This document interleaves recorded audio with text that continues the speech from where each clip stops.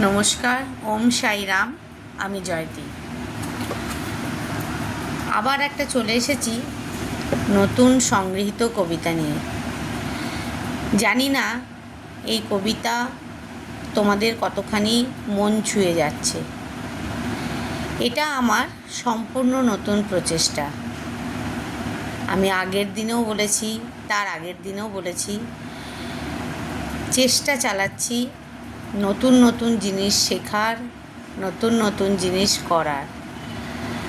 আমার এই চেষ্টায় তোমরা অনেকেই সাথ দিয়েছো, অনেকেই পাশে থাকার চেষ্টা করেছো বা পাশে থেকেওছো। তাদেরকে অনেক ধন্যবাদ প্রথমেই জানাই যে আমার চেষ্টায় তোমরা সাথ দিয়েছো।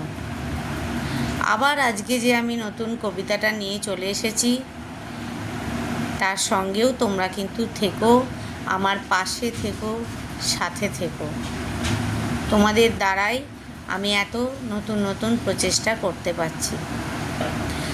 আজকে আমার কবিতাটার নাম হচ্ছে দিশাহীন পথযাত্রী। অলিন্দ শোভিত হয় না আগের মতো করে, যা কিছু ছিল বাকি তাও ঝরার তরে। যে কলি ফুটেছিল দিবাকরের আশে, ফোটার আগে গেছে ঝড়ের রাতের অবকাশে। স্রোতস্বিনী ছুটেছিল অনাদিকালের তরে, তা শুধুই রেখা আজ বোঝায় আপন মনে। যে ভুলে পরাজিত মন তারে শুধু খুঁজি, আমার প্রেম তোমার বিলাসিতা এইটুকুই বুঝি।